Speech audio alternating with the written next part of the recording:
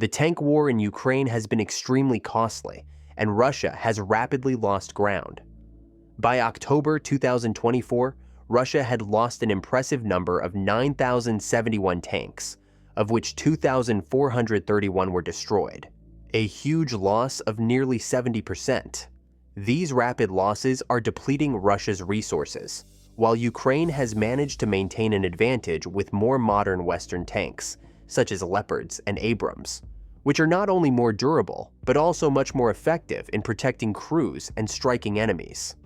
This equipment disparity could change the course of the war if Ukraine receives more support from Western countries.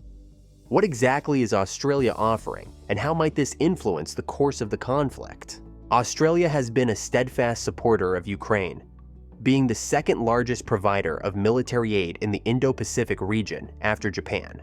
To date, Australia has contributed over $1.5 billion in support to Ukraine, and its aid has mostly been military in nature. Among the equipment provided are drones, 155mm shells, M777 artillery pieces, armored vehicles, and Bushmaster infantry support vehicles. Now, Australia is expanding its aid with an additional 49 M1A1 Abrams tanks. Australia has been using Abrams tanks since 2006, when it acquired 59 M1A1 tanks from the United States to replace the old Leopard 1 tanks that had been used by the Australian Army since the 1970s. The M1A1 Abrams, which were introduced in the mid-1980s, featured significant improvements over the original version, such as a 120mm gun and enhanced protection systems. These tanks have continued to receive upgrades, including advanced sensors for target identification and improved communication equipment. Although Australia's M1A1 tanks do not include depleted uranium armor, they have already proven effective in the Gulf conflict, where they quickly destroyed Soviet T-72 and T-80 tanks. These tanks had a longer range and a much faster rate of fire compared to Russian tanks, allowing them to strike first during engagements on the battlefield. The Battle of 73 Easting marked only the beginning of what would become one of the largest tank battles of the 20th century. On that rainy night, the sand quickly turned to mud, and the retreating Iraqis had set fire to nearby oil fields, deepening the darkness. Then, the flashes of tank guns shattered the stillness. This was just the first phase of what would become known as the Battle of Norfolk, or the Night of Horror, as it is called by Gulf War veterans. Despite the extremely difficult conditions, the M1A1 Abrams demonstrated its superiority due to its advanced thermal imaging technology. As a result, coalition forces were able to defeat the Iraqi tanks, destroying nearly 600 of them, while their own losses were minimal. Most of the Allied casualties were caused by friendly fire, a result of the chaos on the battlefield. In 100 hours, the ground operations during the Gulf War concluded with a decisive victory for the coalition.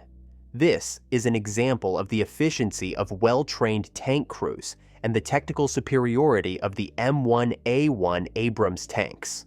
These vehicles demonstrated exceptional performance even in harsh combat conditions and remain a reliable model, even though they are no longer the most technologically advanced. Considering these achievements, the question arises, why did Australia choose to donate such valuable equipment?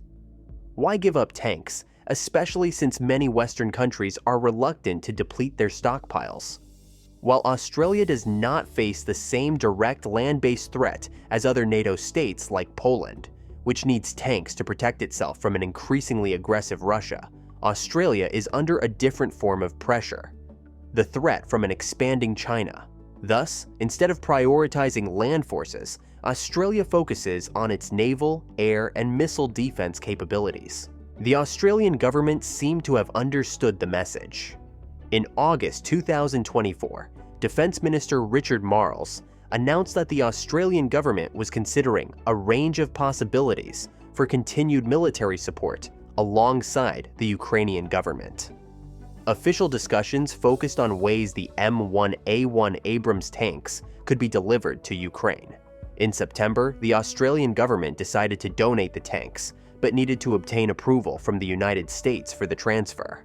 Given that the United States had already agreed to donate these tanks to Ukraine, it became hard to justify refusing a similar offer from Australia. Shortly thereafter, the United States gave the green light for Australia to donate the M1A1 Abrams tanks to Ukraine. On October 16th, Canberra announced it would send at least 49 Abrams tanks in a deal valued at $245 million. This decision was made alongside the NATO defense ministers' meeting in Brussels, which was also attended by the Australian Minister for Defence Industry, Pat Conroy. Later, Conroy met with his Ukrainian counterpart to provide more details about the delivery. In this context, Russia was slower to adapt to the new challenges. The beginning of 2024 brought attention to the Russian T-72 tanks, which appeared to be equipped with jamming devices for drones. After being captured, it was found that these jamming devices had construction flaws and were not very effective. Ukraine realized that to counter the Russian threats, it was essential to adapt its own tanks to meet new demands. The Abrams tanks that had arrived in Ukraine were operated by the 47th Elite Mechanized Brigade, a unit that had fought on the front lines for 15 months, and even after a period of rest, continued to work on adapting the tanks to the frontline conditions.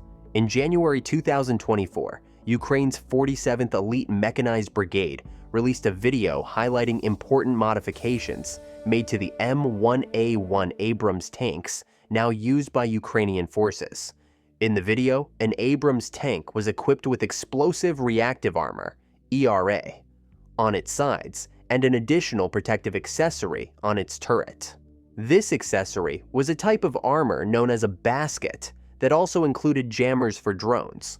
The tank modifications were made to increase their effectiveness against modern threats, particularly against drone attacks and smart anti-tank missiles.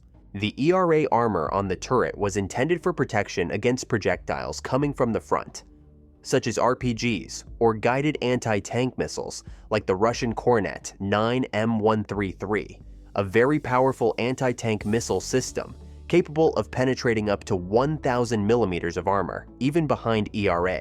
Kornet missiles have been repeatedly used by Russia to destroy Western tanks in Ukraine, including Leopard 2 tanks, and even to destroy the first British Challenger 2 tank in September 2023. As for the drone jamming system, it was added to interfere with the electronic signals that allow a drone to communicate with its operator. If the jamming is effective, enemy drones will be forced to return to their operators or fall to the ground. While experienced operators can set drones to return to their original base, this becomes much harder to achieve when drones are in motion, especially in the case of tanks. It is expected that the M1A1 Abrams tanks arriving in Ukraine will already be equipped with these protective and jamming features. These modifications should make the tanks more resilient against the new types of threats on the battlefield. Additionally, this batch of tanks will likely perform better than the first batch of M1A1 tanks sent by the United States, which did not have these improvements. Australian Minister for Defence Industry Pat Conroy highlighted the importance of this donation for Ukraine, expressing eagerness to move past previous controversies surrounding retired and buried helicopters. Clearly, Australia has now focused its attention on providing concrete and valuable aid to Ukraine. The Ukrainian ambassador to Australia, Vasyl Myroshnichenko, praised the decision, emphasizing that the armor and missiles of the M1A1 will add substantial defensive capability to Ukrainian forces. However, Ukraine is not stopping at defense alone. Ukrainian officials expect these tanks to become an essential part of an offensive strategy. Ukraine knows that the success of the M1A1 in the Gulf War was remarkable, and now, with modern tanks, it could gain a significant advantage over Russia, which is still using the same types of tanks that were ineffective against the Abrams over 3 decades ago. Additionally, Ukraine needs more Abrams tanks to create a true offensive force. In this context, Ukraine hopes that the United States will follow Australia's example and send even more older but extremely valuable tanks. In the United States, thousands of Abrams tanks are stored, and Ukrainian officials believe it makes sense to request more, given that Australia has sent tanks that were in the process of being retired. The increase in the number of Western tanks in Ukraine's arsenal is a key factor in tipping the balance of the war of attrition against Russia. Despite the challenges and losses endured, Russia has managed to maintain a steady pace in deploying tanks to the battlefield, most of which date back to the Cold War era. However, in order to break this cycle, Ukraine must inflict significant and disproportionate losses on Russian forces, and the M1A1 Abrams tanks have proven to be highly effective in this regard. Australia's decision to donate M1A1 Abrams tanks to Ukraine is not only a major boost for the Ukrainian military, but also a signal to the United States. The ease with which the United States approved the transfer of Australian tanks may suggest a greater openness to tank donations from the US, which would further strengthen Ukraine's combat capabilities. This move could serve as a model for other Western nations, encouraging them to offer additional support in the form of modern military equipment. The arrival of M1A1 Abrams tanks could add significant value both defensively and offensively. The advanced technology and strong armor of these tanks represent a powerful countermeasure against Russian tanks and could disrupt Russian operations in contested regions, especially in the face of new threats like drones and anti-tank missiles. Furthermore, this support from Australia underscores the firm commitment of Western nations to Ukraine's cause, and the success of this effort could encourage other nations to follow suit. In the long run, success will depend on Ukraine's ability to maintain and operate these tanks in the face of the challenges of modern warfare, including drone threats and guided missile attacks. However, if this support continues and expands, it could help create a much more efficient and capable fighting force.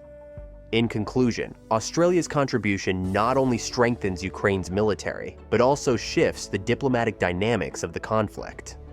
If this flow of donations continues, it could pave the way for other Western allies, including the United States, to intensify their support. Thus, this military assistance could be a decisive factor in securing victory for Ukraine in this war. For a more detailed analysis of the strategic impact of this support, as well as other key developments in the conflict, feel free to check out our recent videos and analyses. Follow us for the latest updates and expert opinions.